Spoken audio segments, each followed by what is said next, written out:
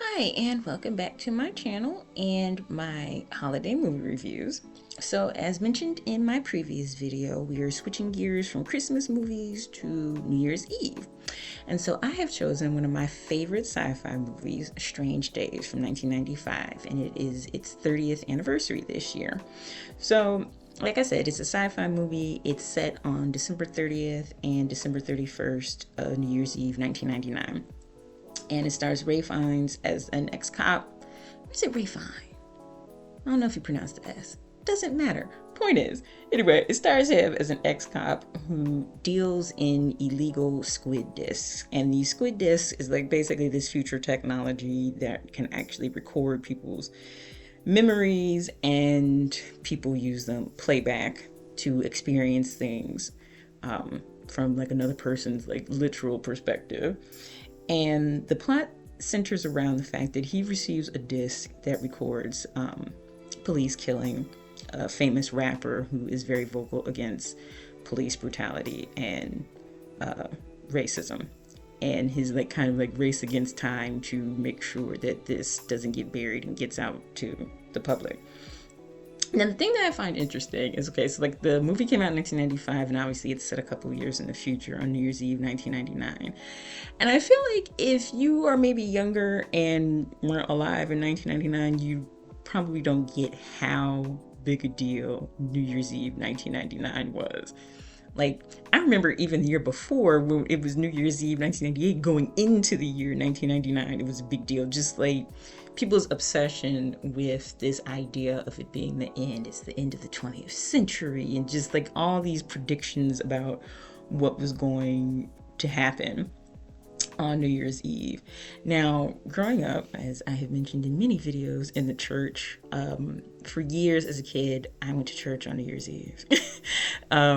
Now, I grew up calling it night watch, but most churches call it watch night, and that's the actual correct term. But that's like a service that a lot of Black churches have.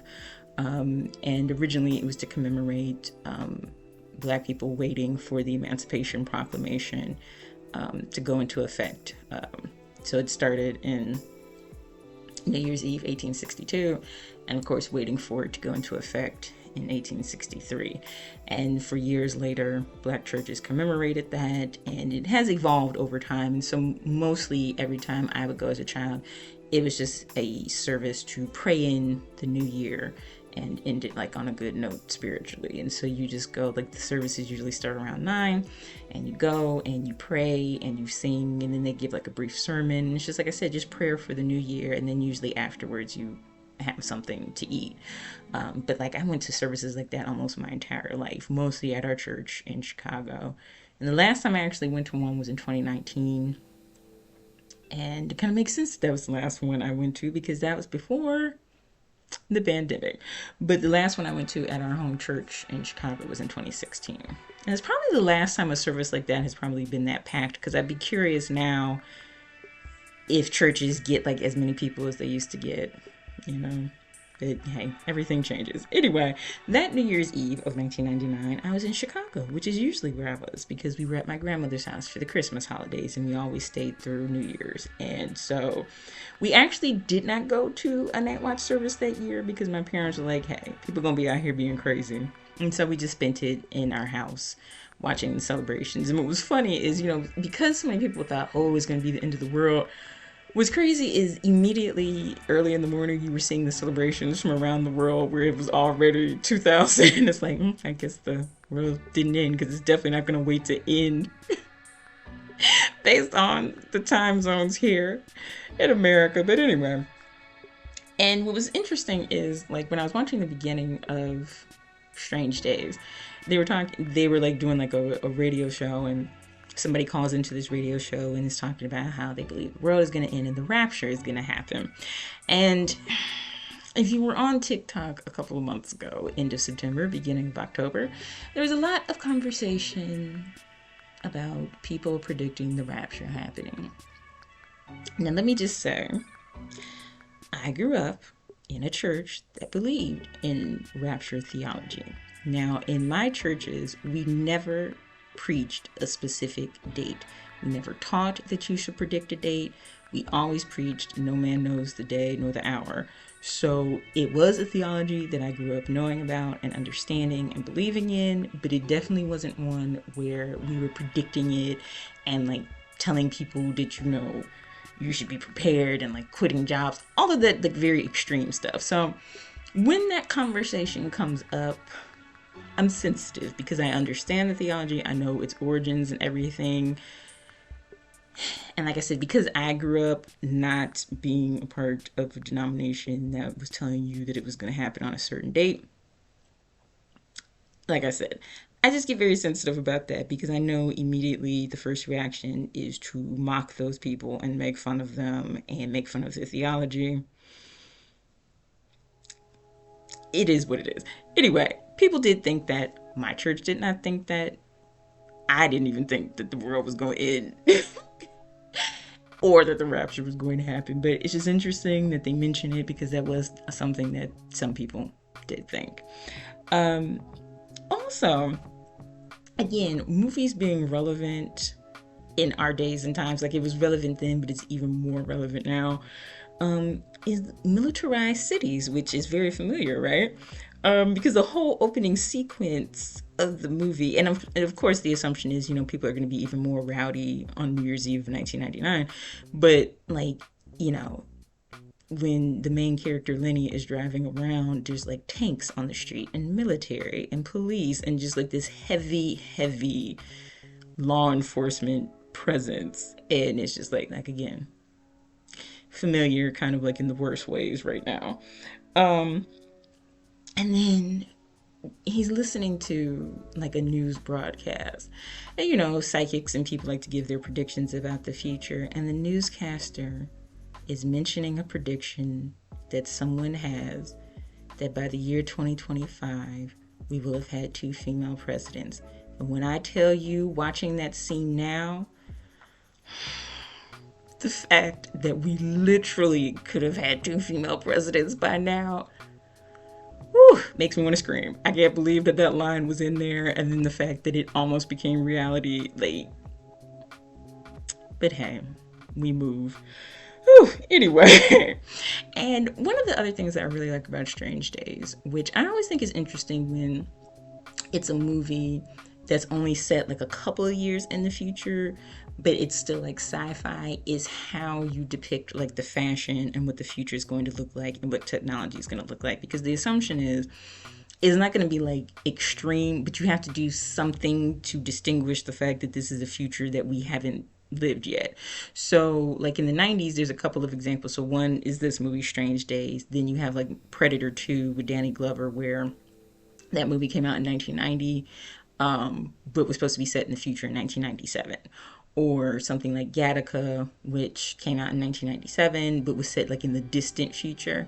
And so one of the things that I noticed that they tended to do in those movies with fashion is kind of like that subgenre of like retrofuturism. So the depiction tended to be not very futuristic looking clothes, but retro looking clothes. So like if you look at Predator 2, they all are wearing those fedoras that kind of makes you think of like the 60s.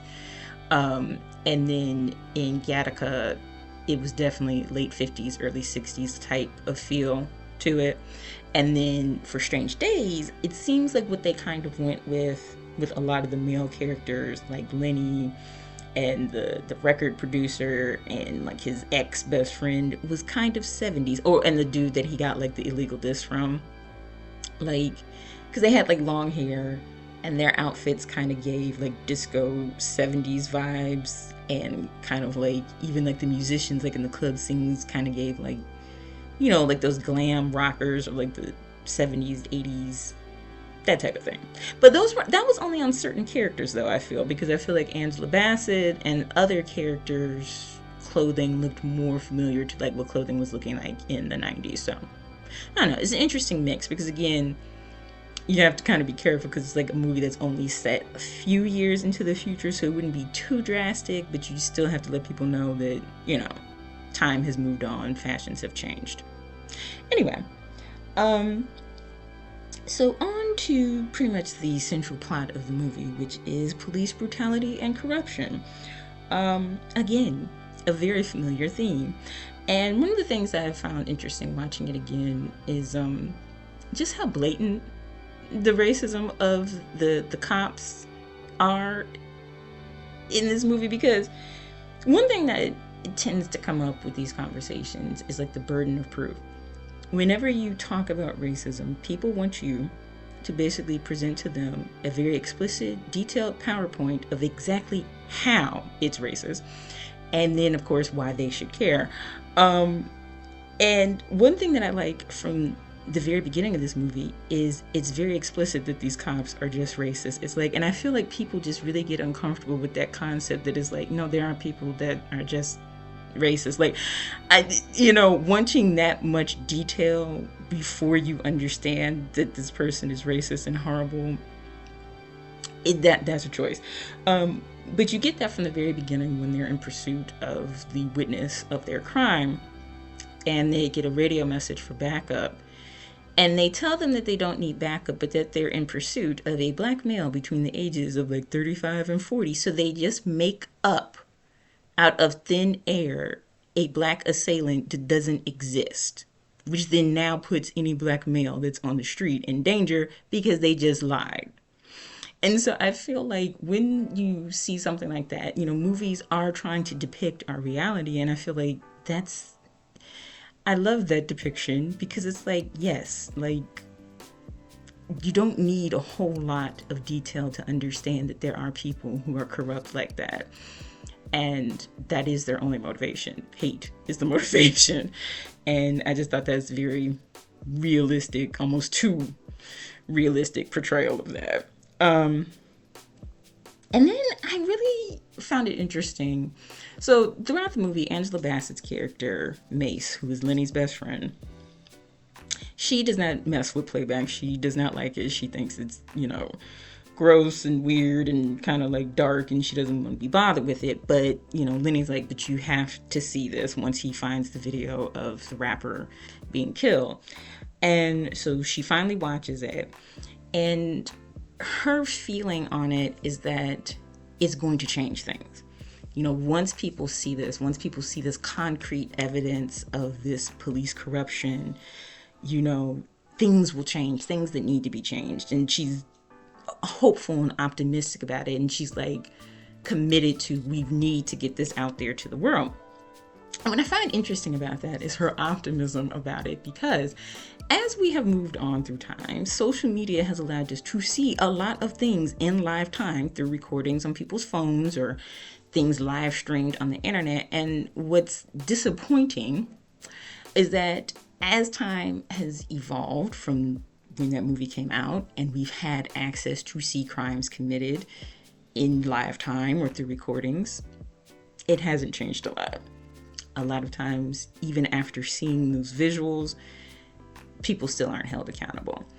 And that's very disappointing 30 years on. But what I do think is slightly different, and why I understand maybe why she had that hope, is that technology of playback is different even from like our social media age of seeing something online, because it's not just the visual, it's the feeling as well, because you're actually experiencing a memory. And to experience a memory and a feeling of seeing someone killed like that, I do agree with her character that in some way would have to change something. And you kind of see that in the end when she gets that tape to the police commissioner that's like the only one that's not corrupt, and he believes her, and he goes to hold those cops accountable and arrest them. So yeah, if we had technology like that, who knows, maybe it would change something, maybe it wouldn't. But I just love how she was like, this is big and this needs to be seen and known. And then lastly,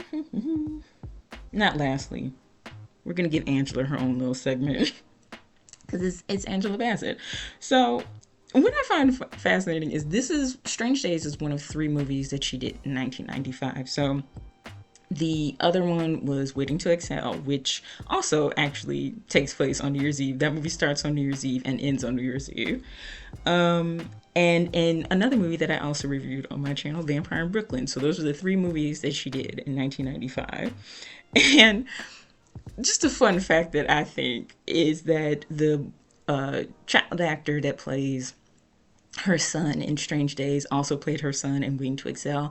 And he was like the universal black son of the 90s. Like, if there was a movie and you needed a little black boy to be your son, he was in it. He was in Space Jam. He was in Soul Food, Waiting to Excel, Strange Days. Like, almost every movie from that era that they needed a young child star, he was in it. So, yeah. But because I remember when I was watching, I was like, wait a minute, isn't it the same little boy that was in Waiting to Excel?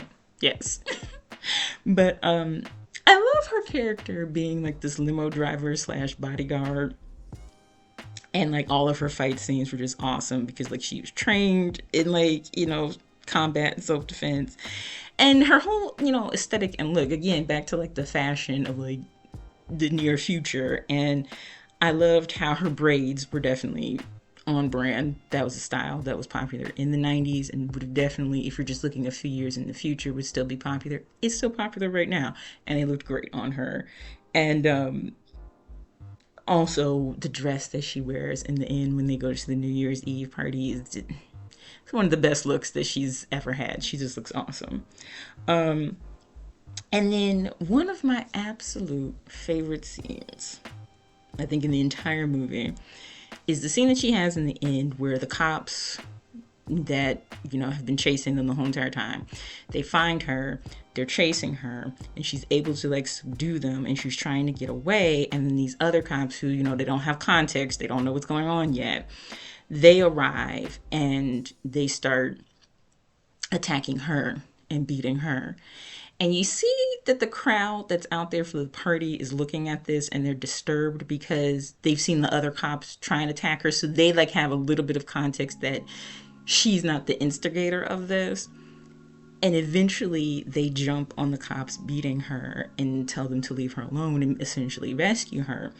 And I always love that scene because it's like one of the intimidation and fear tactics that's used against the people, the citizens, is to make you think that there's more of them than there are of us, and that you're helpless in situations where your rights are being trampled on.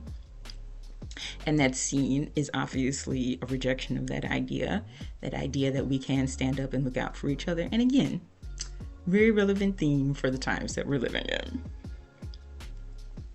And then, okay, we move on to the love triangle of the movie, if you can even call it that, because the whole point throughout the movie is that it becomes clear that Mace is in love unrequited with Lenny, mostly because he's like oblivious the whole movie, because he is also in an unrequited love with his ex, played by Juliette Lewis. He's still in love with her.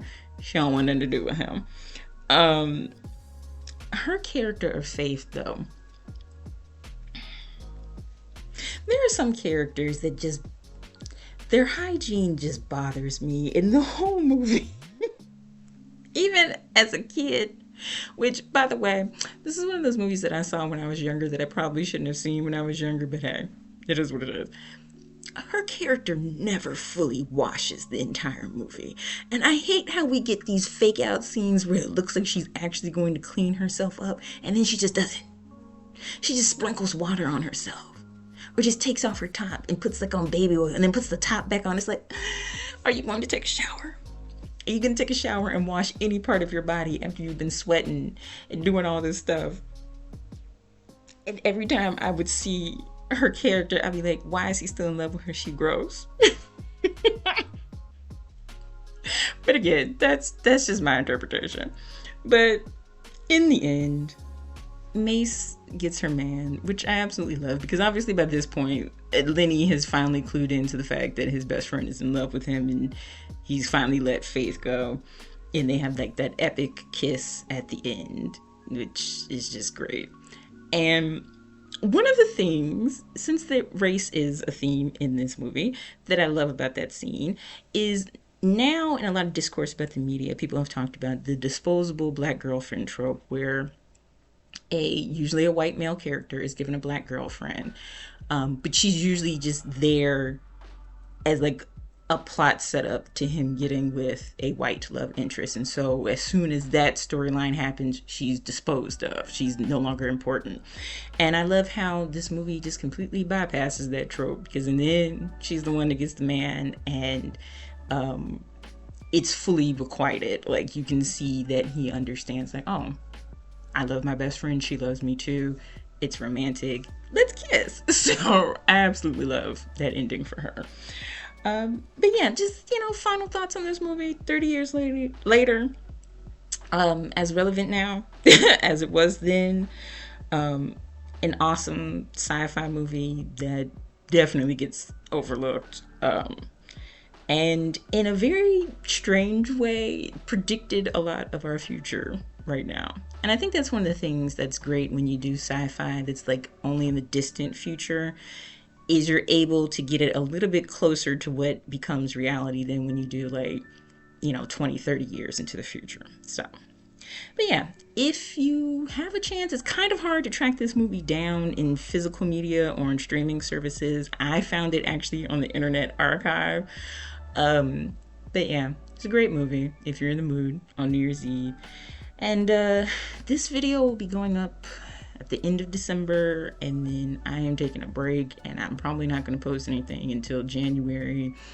And even when I post in January, I don't know when. So 2025 has been a doozy, and I just pray that everybody gets rest over the holiday season to prepare themselves for 2026. And be blessed, and Happy New Year.